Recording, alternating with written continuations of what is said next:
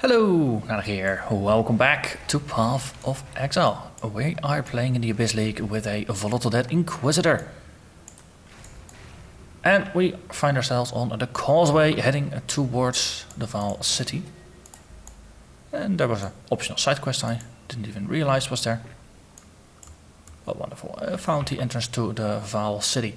From what I remember, the waypoint for the causeway was usually near the end, but now apparently it is halfway through. So I did spend some time just aimlessly wandering around, figuring out what way is the way forward. But eventually I found my way to the entrance of the Northern Forest, so I knew the other way had to be the way forward. So now if you got confused by it, well, small comfort, I got confused as well. So Val City is where the fun happens. It's a 54 area, I'm level 60, so still quite over leveled. So gonna continue. Those are the flame bearers, was pointed out to me. But it's gonna continue a slightly more speedy approach through most of the content here. Now, if it's a decently sized pack with maybe a yellow or some blues in there, I'm gonna murder them. If it's just a couple of stray white mobs, then I'm just gonna ignore them. And until either they group up and there are enough of them, or I just outrun them. I'm gonna see if we can make a little bit more progress in a relatively safe manner and get towards where we need to be. We have a date with the Firefly Lady. I want to get rid of all these bloody fireflies. I guess they're flaming fireflies. You be murdered. Thank you. And once we get back to maybe being like 3 levels over levels, that's a good time to slow down a little bit. And of course, whenever things don't feel safe, that's also a good time to slow it down.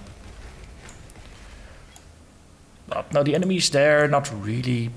They don't seem to be capable of doing any real damage to me right now.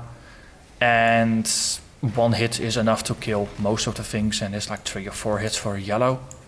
So no, that's a recipe for you can just rush through it a little bit, hoping to find your way through. You.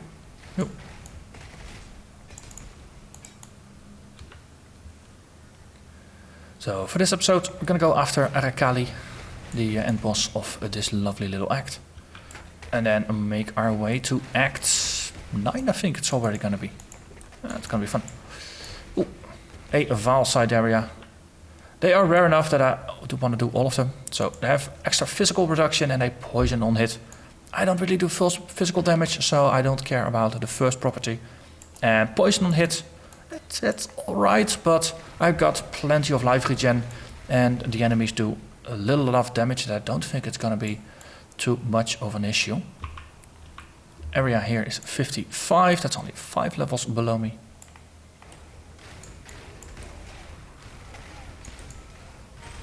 Okay, there you are.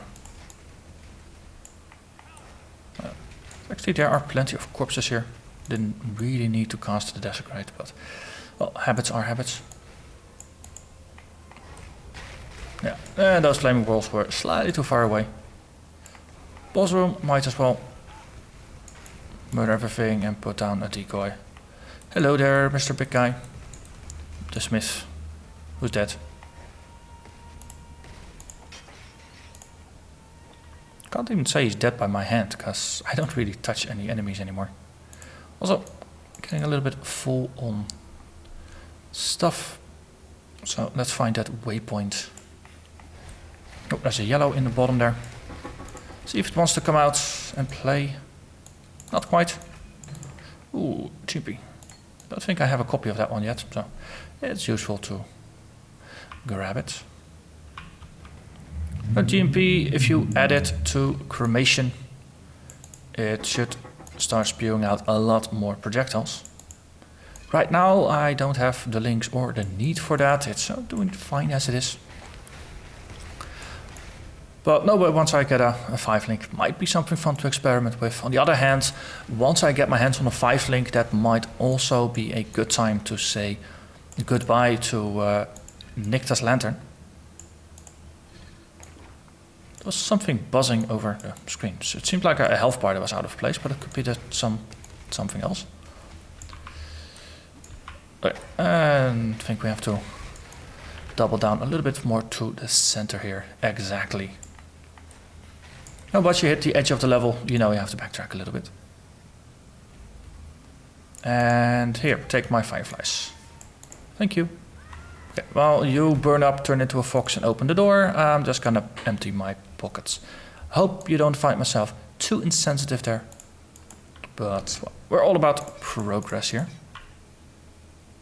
Oh, and we have to give Kishara's star to the dude. Because I think that was for Lily. And well, we got a passive point for it, so there's a really good motivation for actually picking it up.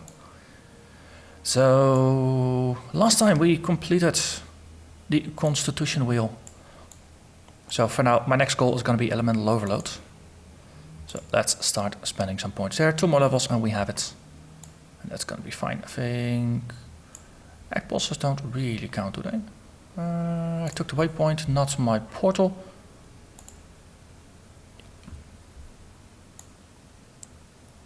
So, Temple of Decay. Let's do this. 54, that's still 6 levels over leveled. I think the level below is 55, the second level of the temple. I remember from the beta when one of the first betas we got access to Act 8. But there was no bridging content because Act 9 and 10 were not in the beta. So level 55 was the highest area level we had in the game, so that's the second level here. And then no maps started at 68, so there was a little bit of farming these areas for XP to close that XP gap. And I think at 60 or something I finally, or 62, finally jumped into maps. And that was surprisingly fun, just diving into maps like 5 levels under leveled. It's especially if you then get some blue, yellow, or even the orange mobs, the nemesis ones, bloodlines. They can really mess you up. 5 linked. That's they don't drop all that often, but it's a fright maul, and I don't really use two-handed weapons. Well, I really don't use two-handed weapons.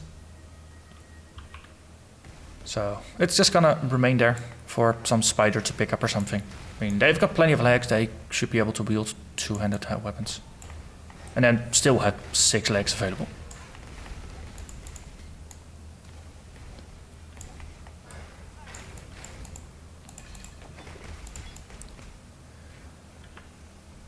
So for my dailies, I picked up a low-level cosmic damage taken with 18% quality. It adds a little bit of extra damage, so I'm just leveling that one in my offhand. Hey, hello there, Katrina. Are you gonna give me something useful today? Revive the corpse. Bring it to the sculpture, which is on the way forward, so that's the only reason it actually comes along.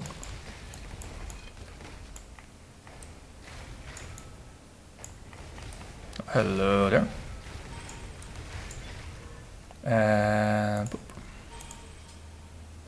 And that is Enfeeble. That's another gem I picked up just on weapon switch.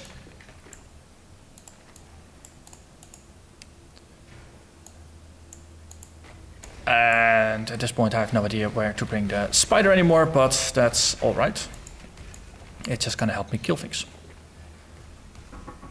But no, picked up Enfeeble as well on weapon switch, just leveling it. At some point I might decide that I wanna maybe add Enfeeble to either a Blasphemy setup or a Cosmic Damage Taken setup or something to reduce enemies' damage on me, or even just have it manually casting, though with this mess of a bunch of skills it is difficult to find space to actually put it. There's a ghost nearby, please possess. Did you? Ah, dang, killed a yellow. I do too much damage. Okay, then the ghost dies. And you only have large items, so I'm just gonna ignore them.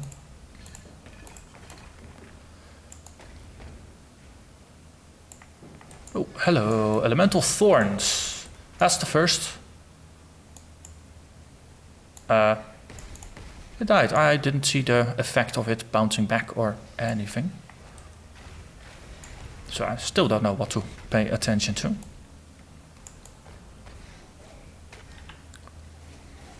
Well, right now at least the damage is pretty minimal. There's the boss dude on the bridge.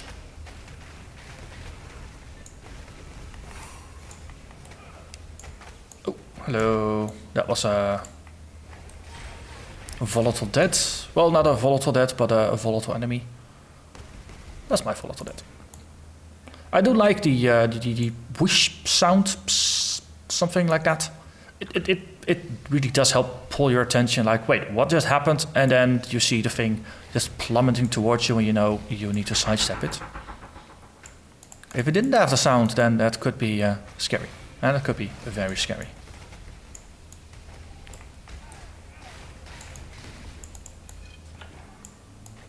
Simply fighting my way through, but nope, most of the rooms do have decent monster concentration, and especially if you open the door for your projectiles, then it does go pretty well. Okay, some plagued arachnids. They leave behind caustic cloud, it looks like. But oh, I've got life regen, and life regen makes you immune to low-level degens like that, which is amazing. Oh, that's a lot of you guys. If I were a pure energy shield build, then those artillery things would have been pretty brutal. Because they do a decent component of chaos damage, which just penetrates your energy shield. But for me, it's alright. And something drops down there. Is it worth backtracking for? I have no idea. It's a low-level currency, so that's alright. Alteration or a transmutation or something like that. Oh, behind me as well. Let's just revive some of those corpses. But you sidestepped. Oh, it's a tough bugger. Jade flask. I still don't have a full complete collection of all the flasks. So I'm not really dodge based, so or evasion based. So Jade flask is not likely going to be useful, but it is nice to just have one of each just in case. And this is a little too far to teleport, which is unfortunate. Means I'll have to backtrack.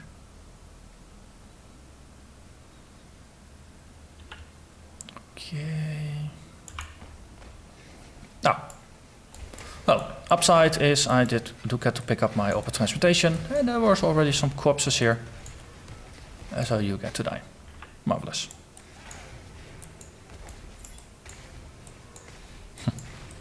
I'm just leveraging the corpses that are already here. Right. And there's enough blues here, might as well just put some effort in.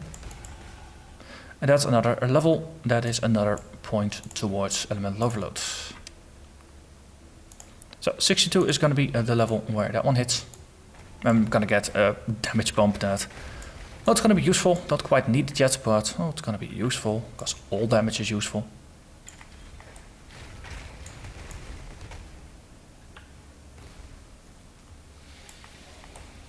Okay, they're crawling out there and a little bit behind me. But in the end, it does not really matter. Let's see, Templar Shield's gonna require 58. I believe it just leveled before, and it is 58. So we can level that one without issues. That's still the one quality of life thing I do keep hoping for, wishing for, is that the castman damage taken level threshold, that somehow it gets incorporated into the gem skill setup, where there's going to be visibly, where there's going to be a visual cue that if you level it, you'll break some link or something. And that you can still do it if you want, but that it should be like in red or in blue or in green or some other color than the default.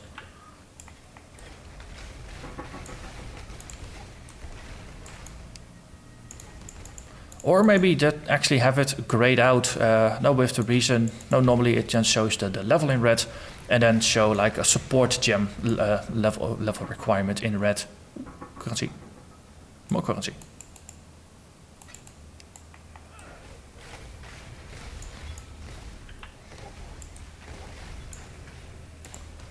And then, if you want, you can still go here and then just forcibly level it up. But in the quick level, that it will disable it. I think that would be a very nice workaround. But the question is if it would be too complicated maybe, or if gems are like independent and they don't know about links and it would require a large overhaul. No, something like that is of course possible. I don't know the technical implementation of this. Bloop. On the other hand, now it's a check that only has to happen, I guess, once when it appears, and then every time it needs to refresh. And I guess that only needs to happen when your XP goes up, well, which happens all the time. That might be a bit of a pain. Or that specific thing, it only needs to happen realistically when your links change, which is something that is under your control as a player. So therefore it doesn't really happen all that often. So thinking about it, I think performance problems should not be an issue, but it might simply be just know that there is more low-hanging fruit in terms of interface optimization that can be done. Like the flask timers, things like that.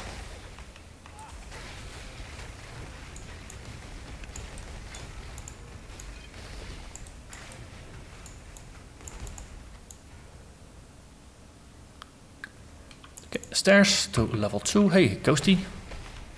Let's just roast you. A roasted ghost. Oh, need more balls. Where are you? Yes. And okay, getting relatively full on stuff again. And there is a Vorici down there. Wonderful. How do you want to try to kill myself today? Because that's effectively what Vorici's missions always come down to. Slay the guards, keep the target alive, somewhere to the north. Alright.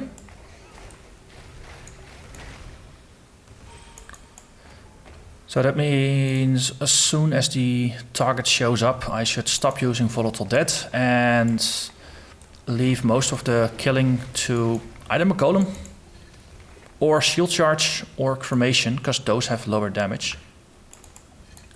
Now in my daily quests, Vorici currently offers level 40 quests. I'm level 60, so their shield charge is just pretty good, since the puny damage that it does actually is still enough to kill guards there.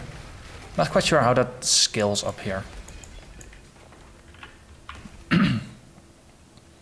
Could be that he actually sent me back to the previous area and therefore I'll never trigger it. Oh well. That would be too bad. I'm not gonna backtrack for master missions anymore. I've kind of passed that stage. I mean, Elrion's level 5, I've got 4 masters in my hideout. Vorici is one of them. Elrion and Haku are others, and for the fourth one I picked Katarina, basically because I don't really care about the last slot. I mean, you've got Tora. Arguably, she helps you level up your belts. And I'm using the Stygian Vice belts, and I think that's a habit I'm gonna stick with. So that's probably gonna be one that's gonna be frequently replaced. It's nice to craft something on top of it, but yeah, doesn't really matter too much. Then we've got the other dude, the duelist. His craft allows you to improve weapons. Well, I'm not using melee weapons, so I care a lot less about that one. And Katarina, she helps you improve caster weapons, and I do use a scepter. And right now, I'm using Nycta's Lantern, unique scepter. But eventually, I'll probably switch back to, once I got a 5-link body armor, I'll switch back to just a good caster weapon. And then being able to craft it seems useful. Another set of stairs. Going deeper underground.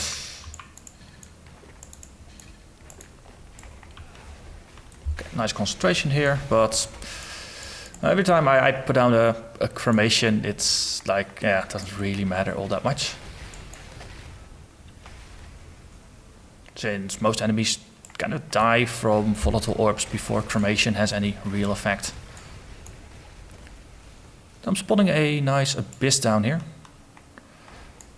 Their area control matters a little more, so that is kind of nice. Okay, let's put down a decoy totem, some more corpses, curse everybody, and then just blow up everything with Volatile Dead.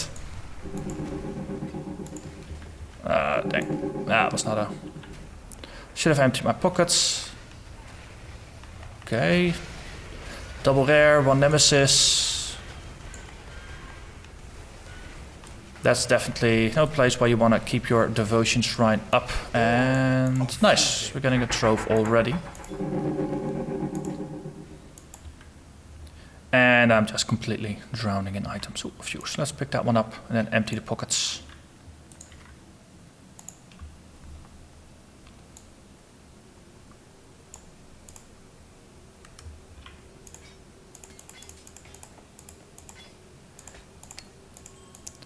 Okay, I think everything else is currency.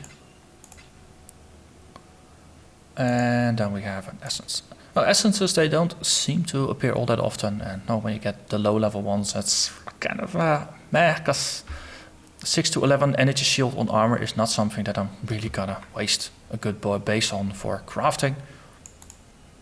That's, yeah, a bit mixed feelings about them. If they drop at slightly higher levels, no, actually level appropriate levels, then that might be better. I think I wanted to pick up something. Yep, vice. Okay, let's just see, pushing down towards the bottom. Okay, nothing. Might be the bottom point of the entire level or area. Ooh, lots and lots of spiders. And they pop up behind me as well. Marvelous. Oh, and there is a door up there, so that is where the fight is gonna be. I must say, the journey to Araakali, it feels slightly longer than it might have been in the past, but it's like a reverse pyramid now, right? Or maybe even the actual pyramid. What's the graphic here? Okay, yeah, because we're going down, not up here. Oh well, maybe the upside pyramid also has a downside pyramid. Either way, let's head into Araakali's web and fight the Spider Queen.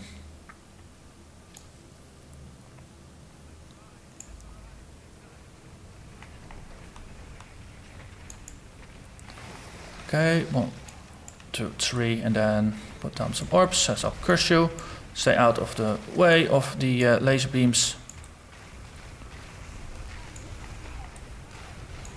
Okay, I'm doing a lot of damage, and that was enough to trigger the dude's death.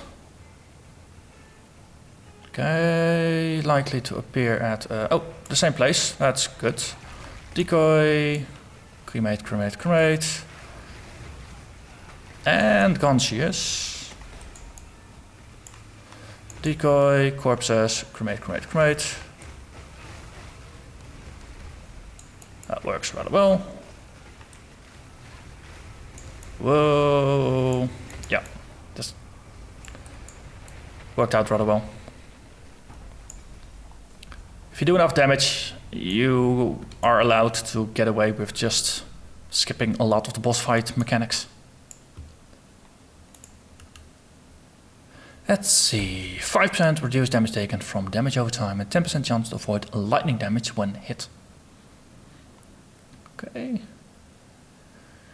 I don't think stunning has really been an issue too much, and especially since I am focusing a bit on life and probably a bit ahead of the curve. There's not a real large chance of getting stunned, so I might as well switch over and benefit a little bit from this one.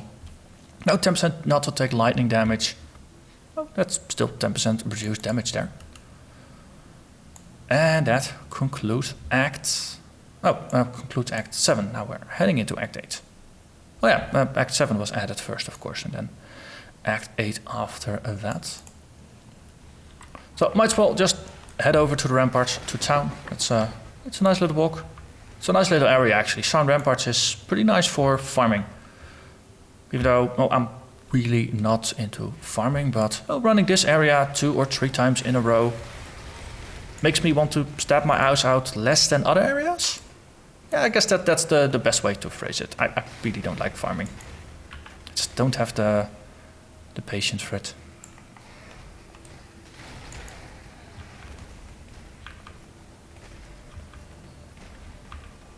That's also one of the reasons why I haven't really bothered with trying to farm one of these new Onigoroshi swords. Because apparently, if you just farm the Twilight Strands just for about half a day and just keep killing Hillock over and over and over, and then just not go into town, reset the instance, go back, stuff like that, apparently then at some point you're gonna get it, because it drops from Hillock as the only place in the game. But yeah, just not my thing. Ooh, is this a decent amethyst ring? That's a decent amethyst ring. Fagin, buddy. Let's kill the stragglers around here and then murder you for a little bit. The austere arena. So, what is it this time? No friends, so there's a chance of dummies here. Oh, it's just you. Okay. He is level appropriate, so it's slightly more of a challenge. But still. Cannon boots, that's evasion base. Yeah, the colors kind of fooled me.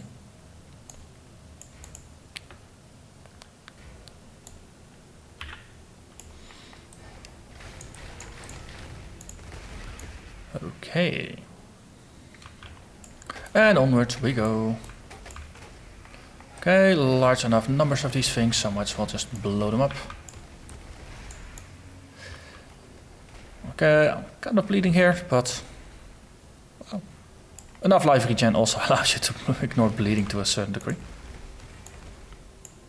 And now the second stage of the ramparts. I'll say I do like this one the best since it's nice and linear. And who let the bears on top of the walls? That seems like a bit of a failure in security. But hey, I might just completely misunderstanding it. For specters, I do like these things that throw down the blade storm. They're pretty neat. Not quite sure if they're strong, but it just looks nice having those blade storms just fall all over the place. And to a certain degree, well, style is important.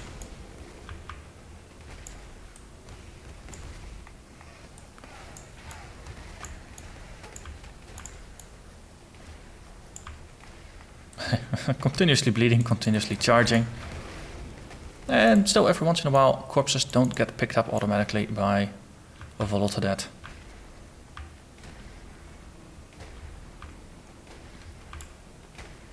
Hello blue bugs. Goodbye blue bugs.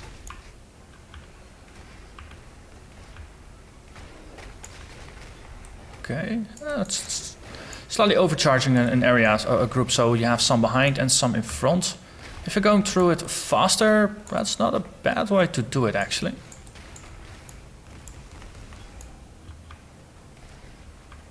And there we have the staircase. Is there anything interesting up here? It's usually a very small area, but lots of treasure chests and stuff might be here. Vulnerability, not quite useful for us. It's now been reworked to be entirely physical based, if I remember. Yeah. Increased physical damage taken, chance to be maimed, take increased physical damage over time, so that's effectively more bleeding, and I have a chance to bleed on hit. So vulnerability is now probably the only thing you need to inflict bleeding in most builds. Okay, and that takes us to the Sarn encampment, where everybody is very happy to see me, I guess. And our first job is gonna be to dive into the sewers and take out a Doydre Dark Tongue. But that's something I'm gonna save for next episode. So for now, I'm gonna thank you very much for watching, and I hope to see you again next time. Bye bye.